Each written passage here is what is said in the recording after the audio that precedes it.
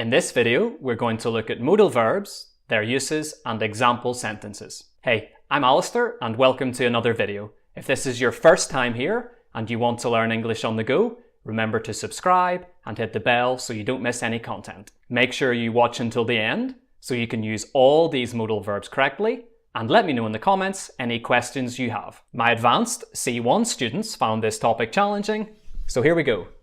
Number 1.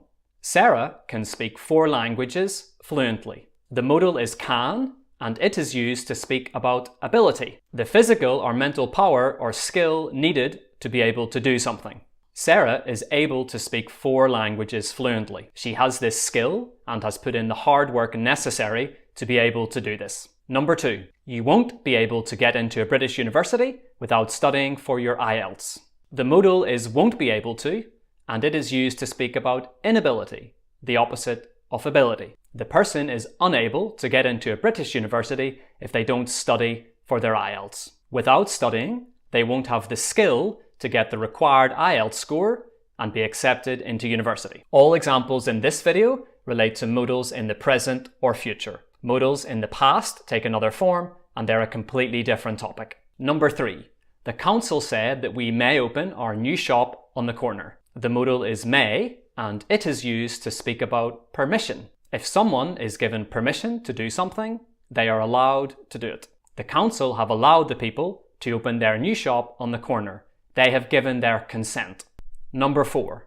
People mustn't smoke indoors in public places in the EU. The modal is mustn't or must not, and it is used to speak about prohibition, when something is officially not allowed.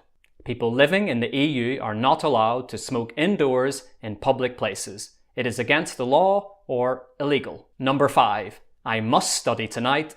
My exam is tomorrow. The modal is must, and it is used to speak about obligation, a duty or commitment, or something a person is morally or legally bound to. Here, the speaker feels a personal duty or commitment to study for their upcoming exam. The obligation comes from the speaker, and for this, we normally use must. Number 6. If you roll a dice, you might get a 6. The modal is might, and it is used to speak about possibility, a chance that something may happen or be true.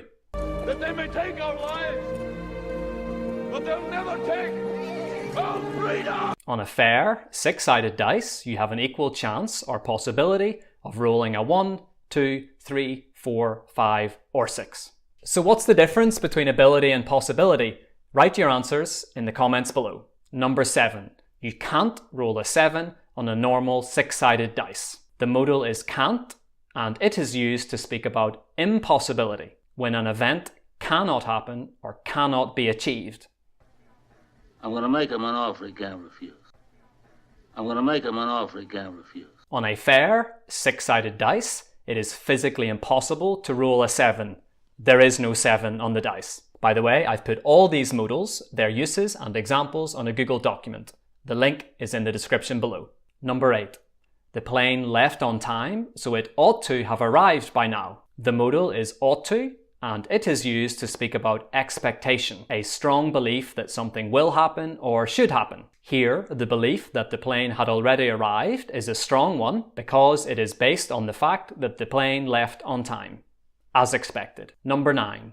If you're on a diet, you should eat your main meal earlier during the day. The modal is should, and it is used to speak about advice, which is guidance, opinion, or recommendation about a particular situation. Here, the advice is about eating your main meal earlier in the day if you want to have a successful diet. Number 10. When the sun is shining, he will often walk to work instead of taking the bus. The modal is will, and it is used to speak about habit, something that you do often and regularly. In the example, when the sun is shining, the person usually walks rather than takes the bus. This modal will is often difficult for learners because will is normally used with the future, not with habits. Additionally, the present simple is used to talk about habits and routines. However, as in this example, will can be used too. Number 11.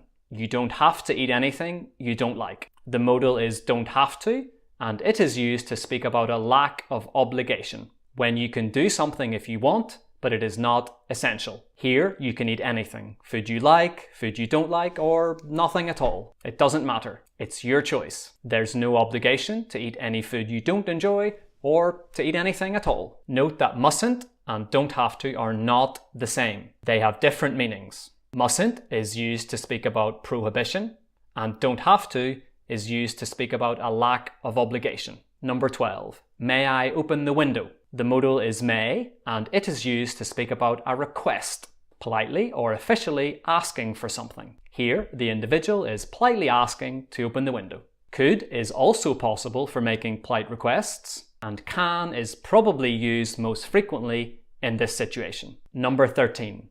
Sam is such a disobedient child. He won't do anything his parents say. The modal is won't, and it is used to speak about refusal, the act of refusing to do or accept something. Here, Sam is refusing to do or accept what his parents say. Number 14. You have to use the link in the description to open the Google document. The modal is have to, and it is used to speak about necessity, the need for something. To access my Google document on this topic, you need to follow the link in the description below. Here, we could also use have got to or need to. You're gonna need a bigger boat. You're gonna need a bigger boat. So what's the difference between necessity and obligation? Write your answer in the comments below. Number 15. The snow is bound to melt. It's nearly May. The modal is bound to, and it is used to speak about certainty in the future, being completely confident or having no doubt about a future event or action. In this case, due to the time of the year, we are absolutely confident that the snow will melt. Not that this means anything in Latvia. Number 16. You should visit the Eiffel Tower if you go to Paris. The modal is should, and it is used to speak about a suggestion, an idea or plan put forward for consideration, quite similar to advice. Here, the idea of visiting the Eiffel Tower in Paris is put forward for consideration, as a suggestion. Number 17. David passed all his exams, he must be pleased. The modal is must, and it is used to speak about certainty, 100%, something that cannot be doubted. Obviously, David is pleased that he passed his exams. For more English language, I made a video about 20 words that Northern Irish people say, and one about 20 advanced words Americans and Brits say differently. I suggest checking them out. Thanks so much for watching, and I'll see you over here in one of these videos.